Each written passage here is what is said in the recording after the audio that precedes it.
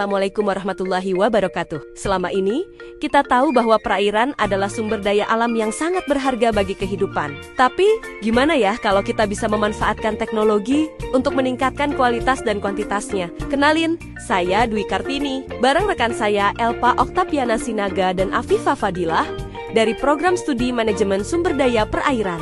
Kali ini kita akan bahas tentang bioteknologi pada perairan.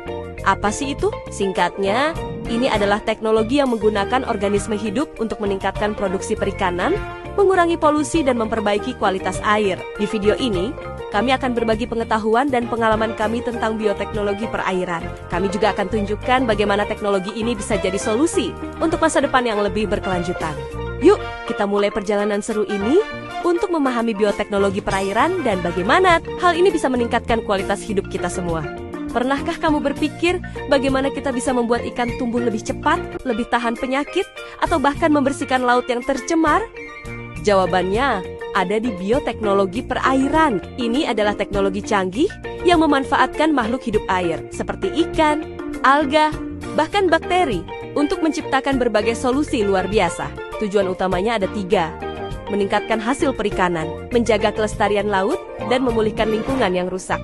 Contohnya, kita bisa merekayasa genetika ikan agar lebih cepat besar atau kebal penyakit. Kita juga bisa menggunakan bakteri baik sebagai probiotik untuk menjaga kesehatan udang di tambak. Tidak hanya itu, bioteknologi perairan juga mampu membersihkan tumpahan minyak di laut dengan bantuan mikroorganisme super. Bahkan, dari biota laut kita bisa menemukan senyawa untuk obat-obatan baru seperti anti-kanker. Keren banget kan? Teknologi ini adalah kunci masa depan untuk sumber daya perairan yang melimpah dan berkelanjutan. Pada bioteknologi perairan kita mempelajari mengenai DNA dan RNA.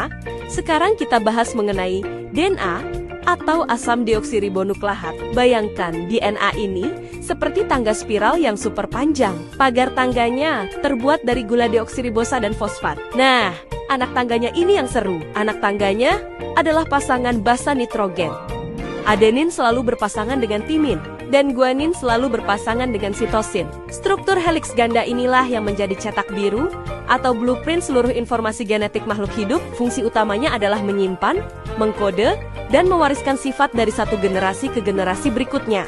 Jadi, semua instruksi untuk membangun, berfungsi, dan berkembang biak tersimpan rapi di dalam DNA sekarang. Kita kenalan sama saudaranya, RNA atau asam ribonukleat. Berbeda dengan DNA, RNA ini biasanya berbentuk untai tunggal dan lebih pendek. Kalau DNA itu ibarat buku resep rahasia yang disimpan di perpustakaan, RNA adalah salinan resep yang dibawa ke dapur untuk dimasak. Struktur RNA juga sedikit berbeda.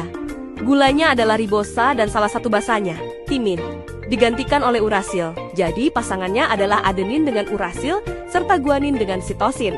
Fungsi utama RNA adalah sebagai pembawa pesan dan pelaksana instruksi dari DNA untuk membuat protein. Ada 3 jenis utama RNA yang bekerja sama seperti tim hebat. Pertama, ada messenger RNA atau merna. Dialah sang kurir yang membawa salinan kode genetik dari DNA di inti sel menuju ribosom, si pabrik protein. Kedua, ada transfer RNA atau terna, si pengantar yang bertugas menjemput dan membawa asam amino, bahan baku protein, ke ribosom. Terakhir, ada ribosomal RNA atau RNA yang merupakan komponen utama pembangun ribosom itu sendiri. Tanpa kerja tim dari ketiga jenis RNA ini, instruksi dari DNA tidak akan pernah bisa diwujudkan menjadi protein yang berfungsi untuk membangun tubuh dan menjalankan berbagai proses kehidupan. Jadi, meskipun sering disebut bersamaan, DNA dan RNA punya peran yang sangat berbeda, namun saling melengkapi.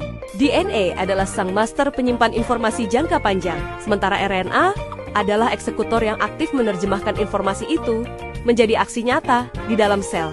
Pada DNA terdapat 2 proses super keren yang disebut transkripsi dan translasi. Yuk, kita bedah satu persatu.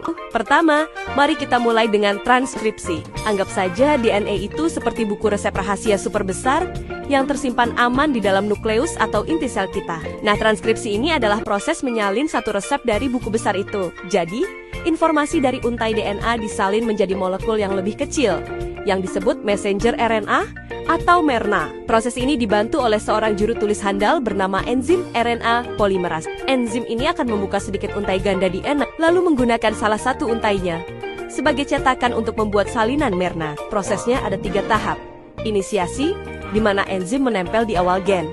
Elongasi, di mana untai Mirna diperpanjang. Dan terminasi, saat penyalinan selesai. Setelah jadi, Mirna ini siap keluar dari nukleus menuju sitoplasma, membawa pesan genetik yang berharga.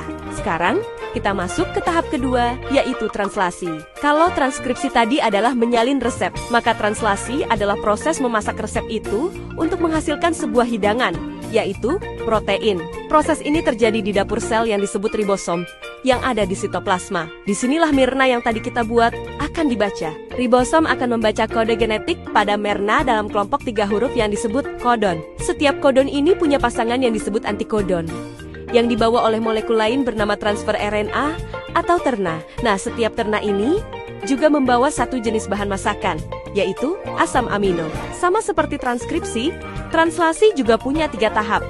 Inisiasi dimulai dari kodon start, elongasi, di mana asam amino dirangkai satu persatu menjadi rantai panjang, dan terminasi, saat ribosom bertemu kodon stop dan protein pun selesai dibuat. Jadi, dari DNA menjadi RNA lewat transkripsi, lalu dari RNA menjadi protein lewat translasi. Nah, itu dia teman-teman, pembahasan seru kita seputar bioteknologi di dunia perairan. Keren banget kan? Gimana teknologi bisa bantu kita menjaga dan bahkan meningkatkan kualitas sumber daya laut dan air tawar kita? Dari ikan yang lebih tahan penyakit, udang yang tumbuh lebih cepat, sampai cara kita membersihkan perairan yang tercemar. Semuanya nunjukin betapa pentingnya peran bioteknologi. Semoga video ini bisa nambah wawasan baru buat kalian semua, dan bikin kita makin sadar untuk ikut menjaga kelestarian perairan di sekitar kita. Siapa tahu, mungkin ada di antara kalian yang terinspirasi jadi ahli bioteknologi di masa depan. Terima kasih banyak sudah nonton sampai akhir ya. Sampai jumpa lagi.